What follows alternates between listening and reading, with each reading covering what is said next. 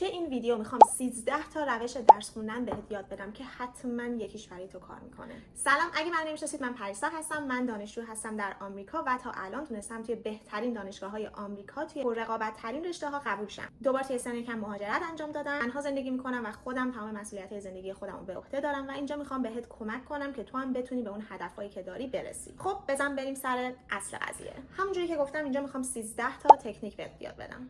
تکنیک شماره 1 بهش میگن پومودورو. پومودورو یه کلمه ایتالیایی، حالا اینش مهم نیست، ولی جوری که کار میکنه توی بازه‌های زمانی کوتاه مثل 25 دقیقه درس میخونی و 5 دقیقه استراحت میکنی و این چرخه رو 3 بار، 4 بار، حتی 1 بار همینجوری انجام میدید تا اینکه بهش عادت کنی و دقیقه‌اشو ببری بالا. حالا چرا موثره؟ چون که وقتی حوصله نداری درس بخونی یا اینکه خسته‌ای، این روش بهت کمک میکنه که زیاد اون درس که میخوای بخونی بزرگ به نظر نیاد. شماره 2 اکتیو ریکال یا یادآوری فعال. جوری که کار میکنه به جای اینکه دوباره اون متن رو بخونی، 3 باره اون متن رو بخونی، فقط چشاتو ببند، یه طرف دیگر رو نگاه کن، هر کار میخوای بکنی بکن، ولی سعی کن خودت اون مطالبی که خوندی رو تکرار کنی به جای اینکه دوباره بری بخونی. چرا موثره؟ این کمک میکنه که اون مطالبی که خوندی توی حافظه بلند مدتت بره و خیلی بهتر یاد بگیری اونا. تکنیک شماره 3 به فارسی فکر میکنم بهش میگن تکراری که با فاصله انجام بشه. انگلیسیش spaced repetitive. جوری که هستش اون مطلبی که میخونی و دوباره سعی میکنی یه روز دیگه هم بیای مرورش کنی، 2 روز دیگه هم بیای مرورش کنی. این تکنیک به خود من خیلی کمک میکنه، مخصوصا توی مباحثی مثل ریاضی و فیزیک که وقتی که چند تا سوالو امروز انجام میدم، چند تا سوالو فردا انجام میدم، چند تا سوال 3 روز دیگه انجام میدم، باعث میشه که خیلی بهتر مطلب رو درک کنم و کلا به خاطر همینم موثره، چون که باعث میشه که اون مطلبی که داری میخونی توی حافظه بلند مدتتون بره. تکنیک شماره 4، ببخشید که اگه نمیتونم اینو درست تلفظ کنم، واقعا نمیدونم چیه، ولی فکر میکنم بهش میگن فاینمن، یه چیز این مدلی. ولی جوری که کار میکنه اینه که اون مطلبی که یاد گرفتی و انگار داری به یه نفر دیگه توضیح میدی. این روش به من خیلی کمک میکنه و من کلا درس دادن به یه نفر دیگه رو خیلی دوست دارم و وقتی که تصور میکنم که یه نفر دیگه دارم درس میدم، باعث میشه که اون گپ ها، اون چیزایی که خودت هم نمیدونی که نمیدونی و متوجه شی و بری دنبالش رو یاد بگیری. تکنیک شماره 5 اینه که یه نگاه کلی بندازی و این 4 تا مرحله داره. مرحله اول مطالب رو به صورت سریع نگاهی میکنی که ببینی چه چیزایی هستش که باید یاد بگیری. مرحله دومش اون سرعنوانا رو به صورت سوال در میاری و میگی که مثلا یه دونه یه عنوان داره، اونو به صورت سوال در میاری. مرحله سومش مطالبی که خوندی و به زبان ساده و خلاصه در میاری، مینویسی یا نوت برداری میکنی. مرحله چهارمش مرور میکنی اون کارهایی رو که کردی و یعنی دوباره میای انجام میدی، یه نگاه کلی میکنی، اون سوالایی که قبلا درآوردی رو میبینی و سعی میکنی که جواب بدی اون سوالا رو. و چرا موثره؟ اینکه تو داری مرور میکنی اینا رو، باعث میشه که این مطالبی که خوندی توی حافظه بلند مدتت بره و به یادگیریت کمک میکنه. 6 نقشه ذهنی یا همون مایند مپینگ. جوری که کار میکنه اینه که چیزایی که یاد گرفتی و شاخه میدی. ولی مثلا نمیدونم داری راجع به، من یادم این کارو توی کلاسای بیولوژی یا تجربی میکردم که بعد حفظ میکردم، مثلا راجع به یه دونه ارگان، یه دونه عضوی از بدن مثلا مینوشتم، بعد شاخش میکردم که این چه چیزایی داره، بعد هر کدوم از اون دوباره شاخه و برگ داده میشه. توی مطالب فیزیک هم میتونیم اینا رو استفاده کنیم، مثلا داریم راجع به فیزیک کوانتوم صحبت میکنیم، چیزای مختلفی که راجع به اون مبحث فیزیک کوانتوم هست رو مینویسیم و شاخه و برگ میدیم. حالا چرا کمک میکنه؟ باعث میشه که خیلی ویژوالایزینگ یا همون تصور بهتری داشته باشی و ذهنت ببینه که داری چیا رو میخونی و یه خورده ارگنایز تر میشه توی ذهنت. هفتمی کورنل نوت یا همون یادداشت برداریه. جوری که کار میکنه صفحه‌ای که داری رو به 3 تا قسمت تقسیم میکنی. توی یه قسمتش اون مفاهیم مهمی که باید یاد بگیری رو مینویسی، توی قسمت بعدیش سوالایی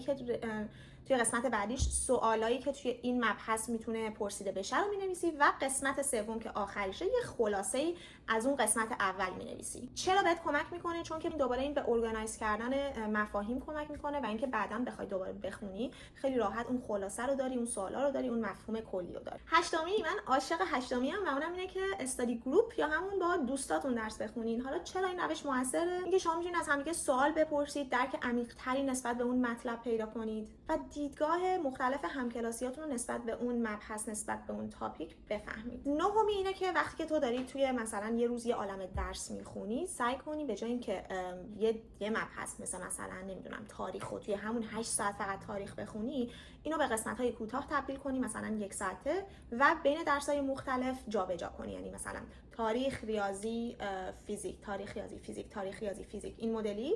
چرا میگم این کارو بکنی؟ یعنی چرا موثره؟ به خاطر اینکه باعث میشه که خیلی انعطاف پذیرتر باشی توی یاد گرفتن و ذهنت خسته نمیشه و از قسمت‌های مختلف ذهنت داری استفاده میکنی. به اون قسمت‌ها یه بریک میدی وقتی داری یه تاپیک دیگر رو میخونی و این خیلی کمک میکنه. دهمی تصویرسازی. اگه یادت باشه توی شماره 6 بهت راجع به نقشه ذهنی گفتم که اینجوری شاخ و برگ و اینا میدادی.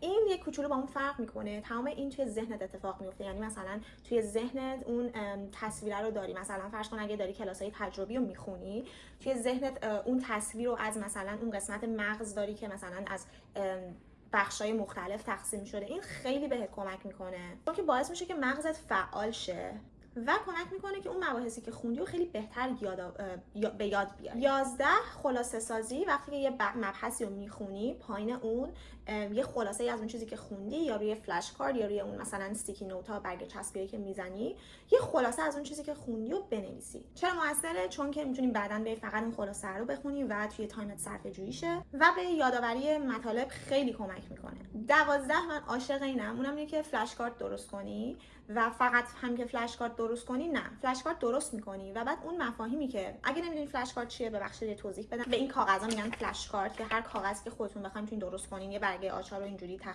تقسیم بندی کنید. نمیدونم هستش از اینا یا نه.